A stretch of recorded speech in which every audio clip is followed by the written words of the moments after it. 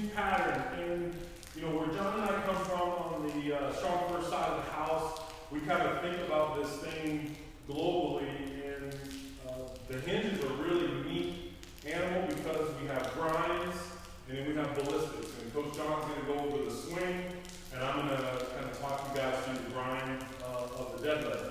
Fundamentally, where people kind of run into the wall is that squats and hinges look similar. Here's quick and easy, dirty way to differentiate the two. In the squat, we have lots of hip flexion and knee flexion. Torso tends to be more upright. In the hinge, we're going to see more hip flexion compared to knee flexion. Torso tends to be a little bit more parallel to the ground. So squat, knee flexion, hip flexion, torso more upright. Hinge, more hip flexion compared to knee flexion, torso more parallel to the ground. Okay? So we're going to look at those. We're going to start with the static deadlift. Where I come from, we would call it conventional deadlift or the traditional deadlift, because that foundationally is your setup for the swing. If you own the deadlift, you will probably have a great swing. If the deadlift's tough for you, swing's probably going to be tough for you. So we're going to look at two positions. We're going to look at the hinge, and then we're going to look at the top position, and to keep commonality of language, I'm going to refer to it as the plank position. Okay? So we're going to start kind of plank position. So no matter what, when John finishes his deadlift, knees are locked. So when he finishes the deadlift, he's going to stand up. When he finishes the deadlift, we say zip the knees up, so his knees are locked, glutes are on, belly is braced, his shoulders are behind whatever he would be holding, whether that's a kettlebell or a trap bar or a straight bar. This is the finished position. One of the big things that we'll see is he'll kind of unlock some stuff, and generally we'll see a hip that is just not quite extended. So he stands, and he goes right about there. He feels like he's standing tall, but look at where his shoulders were. Shoulders are not in line, knees are not locked, glutes are not on. This isn't a good, safe place for him to be. So we want him to finish. Knees are zipped up, glutes are on, belly's braced, shoulders behind, he's nice and tall. That's the finish position, or the plank position. That's going to be important when John talks about the swing. The deadlift, or the hinge portion, now he's going to maintain that position, and all he's going to do is he's going to start sending his hips away. So finish position, he starts sending his hips away. Nothing changes. Back is still nice and tight. We got a good bend in the hip. We have more hip flexion than knee flexion. And then he's going to root through the ground, midfoot heel, and he's going to drive himself away from the ground. Notice he's not pulling off of the ground. He's simply extending himself away from the ground back to that good plank position. So one more time. So he hinges.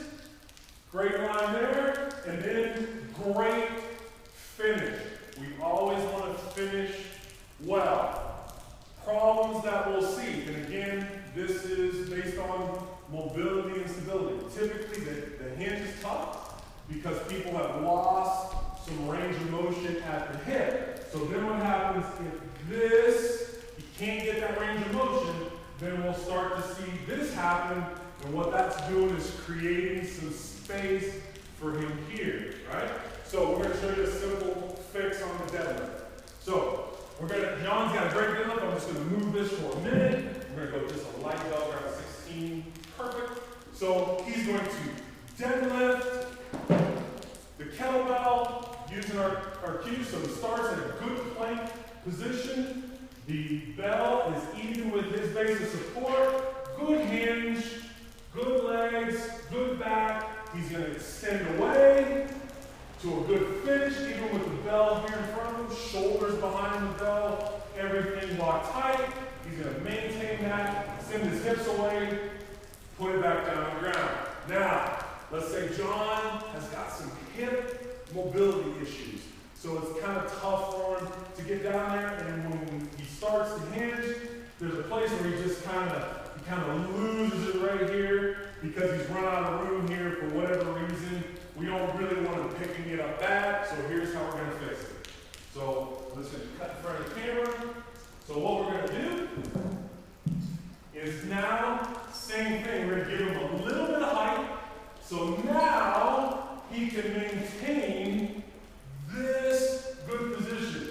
And with that height, and he's got great mobility. So what I'm going to have him do is send the hips back just a little bit more. So we're going to raise up right about there. So now we got that good hip. Back is perfect. And this is where he's going to work it. He's going to drive the leg. Good finish.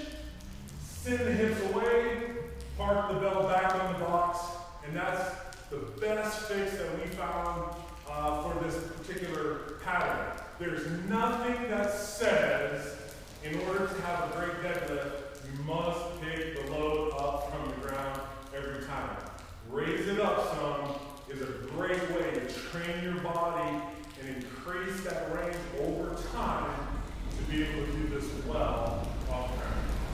All right, anything to add on that, Coach? Just that the kettlebells are a great tool to teach and learn. It's a natural groove. You could say, mechanically or functionally, it's better because there's a load sitting here. Not gonna be a nice shiny barbell set up here. So we'll build on that and have people do different positions or a trap bar before the conventional as a higher level, higher position to get to before we swing. But those kind of break things down. The kettlebell is the essential starting point.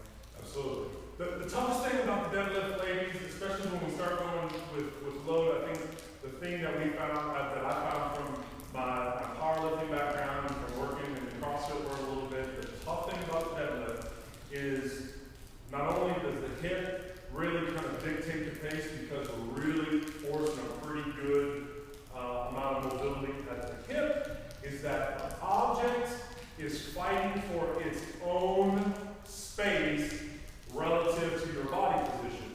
So whatever it is you're lifting is really, really important. And I'm in agreement with Coach John. I like the kettlebell deadlift now a lot because naturally it's easier for me to put the belt closer to my base of support than a bar. We see a lot of problems with the bar because people will get way up here with the bar.